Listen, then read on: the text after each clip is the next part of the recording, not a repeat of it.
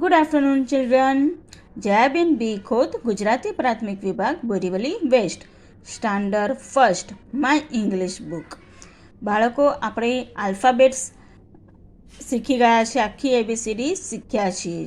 તો આજે એમાંથી સરસ મજાનું એક નાનું પિક્ચર શીખવાના છીએ. તો પેજ નંબર બાળકો, પેજ નંબર છે 48. 48ના પાના પર fun time. Join the dots and complete the pictures.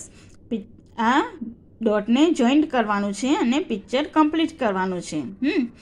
જો આ શું છે, જો આપણે અહીંયા આ એ કેવી રીતના લખાય, જુઓ અહીંયા આ એ લખેલો છે, બરાબર. આપણે એ લખતા શીખ્યા ને, તો આ એ. હવે એ પરથી આ ડોટને જોઈન્ટ કરીએ તો કયું પિક્ચર થાય, જુઓ. એન્ટ. એન્ટ એટલે કીડી.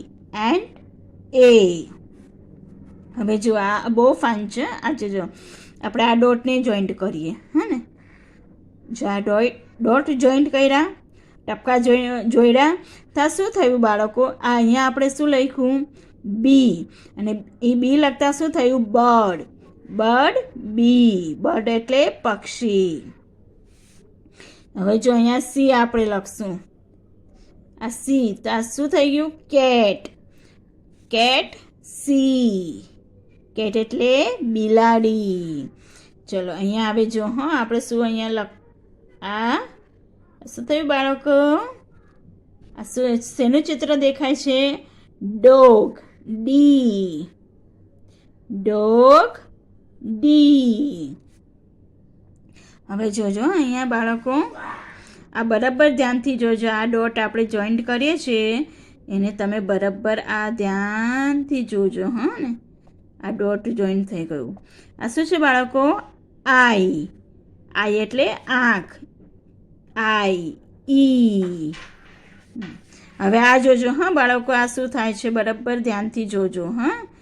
આને શું કહેવાય? જો આ શું થઈ ગયું? ફ્લેગ. એફ.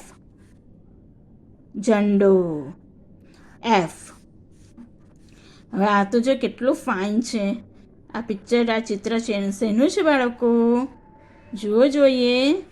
આ જુઓ, આવી રીતના ડોટને આમ જોઈન્ટ કરી આમ લીધું. ગ્રેપ્સ. જી. ગ્રેપ્સ જી. જી આવી રીતના લખાય. હવે અહીંયા જોજો, આપણે કેટલું ફાઇન છે. બોલો છો બાળકો કે આ શેનું પિક્ચર છે?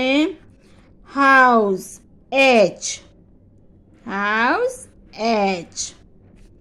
તો આપણે અહીંયા આ ડોટ જોઈન્ટ કરીને પિક્ચર પરથી આલ્ફાબેટ રિપીટ કર્યું. Ant A. Bird B.